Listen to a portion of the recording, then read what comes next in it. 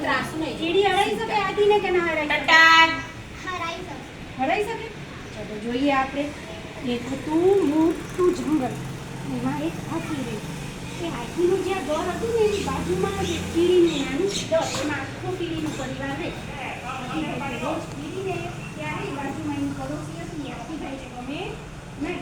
હાથીભાઈ તો કેવું લાગે?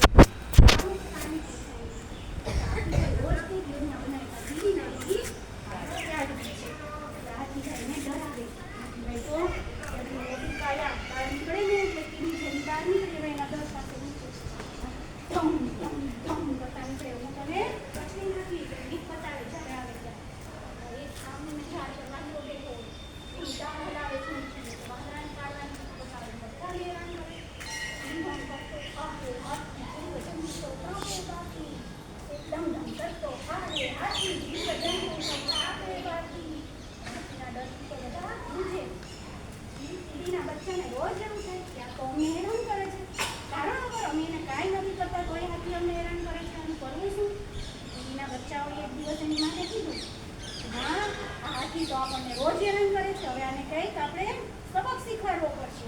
આપણે એની સાથે લડાઈ કરવી પડશે. પછી કીડી બેન એના બચ્ચાને સમજાવ્યા કે હાથીને જોયો છે તમે? હાથી આવડો મોટો, આવડો શક્તિશાળી, એની આરે આપણે યુદ્ધ કરાય.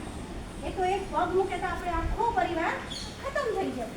તો એની શક્તિ કેવી છે એની સામે આપણે યુદ્ધ કરાય નહીં. આપણે સમજદારીથી એનાથી આગળ રહેવાનું. બચ્ચાઓને તો મનાઈ ગયું, પણ શું બચ્ચાઓના મનમાં એમ કે આવું તો રોજ તો ન ચાલે ને, રોજ કેટલું એનાથી પીવાનું આપણે તો વાંચો રોજ હેરાન કરે છે. એક દિવસ વાંદરા ભૂ ઝાડવે ત્યાંથી નીકળો અને કૂદ્યા. હાથીભાઈ એક વાત કહું, મારી વાત સાંભળશો? કે આ બોલ આ કે બોલ શું કેવું છે? તો કે હાથીભાઈ કદ તમારા મોટા, હાથીભાઈ કદ તમારા મોટા ને મન કેમ એટલા નાના, ને મન કેમ એટલા નાના? નાનકડી કીડીની સાથે કેમ કરો ધીંગાણા, નાનકડી કીડીની સાથે કેમ કરો ધીંગાણા? તમે આ કીડીઓને કેમ હેરાન કરો છો? એમ એ તમને કાંઈ નથી કહેતી. તો વાંદરાએ તો સમજાવવાનું શરૂ કર્યું. હાથીભાઈનો તો મગજ ગયો. અરે વાંદરા, જઈને તારી ડાળ ઉપર બેસ, નહીં તો સૂંઢમાં લઈને હમણાં ઉલાડીને ફેંકી જાય. મને સમજાવવા નહીં આવવાનું. તું પણ મને સમજાવવા વાળો ભાગ એમ કરીને વાંદરાભાઈને તો ભગાવી દીધા.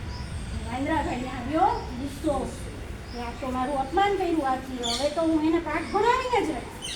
પછી કીડી બેન ત્યાં બહાર એટલે પછી વાંદરાભાઈ કે કીડી બેનના બચ્ચાઓ જોઈને ગયા બેઠા શાંતિથી, અને એકલામાં બધાએ રોજના રાખી કરી હાથીભાઈને પાઠ ભણાવવાનું.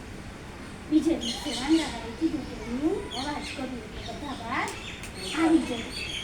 બીજે દિવસે હાથીભાઈ તો ટાઈમ થયો નહીં, ધમ ધમ ધમ ધમ ભાઈ જોયું કીડી બેનના દર પાસે આખી કેળાની મોટી બૂમ પડી.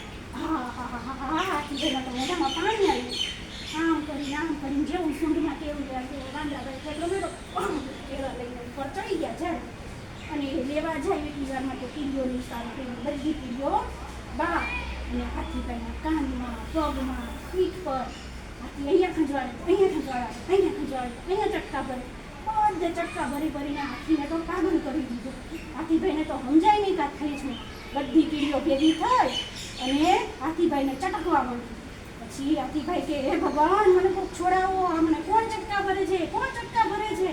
વાંદરાભાઈ હવે ખબર પડી આ નાનકડી કીડીની તાકાત. આપણી જાતને બહુ મોટા માનતા હતા, શક્તિશાળી. કીડી પણ સંભી જાય તો હાથીને હરાવી શકે. હો, ખબર પડી ને આજે કીડીની તાકાત. કે આ વાંદરાભાઈ, તમે કીડીઓને કહો ને મને આ ચટકામાંથી છોડાવો, હવે હું કોઈ દિવસ કોઈને હેરાન નહીં કરું. અને પછી કીડીઓની માફી માંગી. કીડીઓ બધી બહાર નીકળી, હાથીને ચટકા ભરવાની બંધ કર્યું અને બધા દોસ્ત બની ગયા.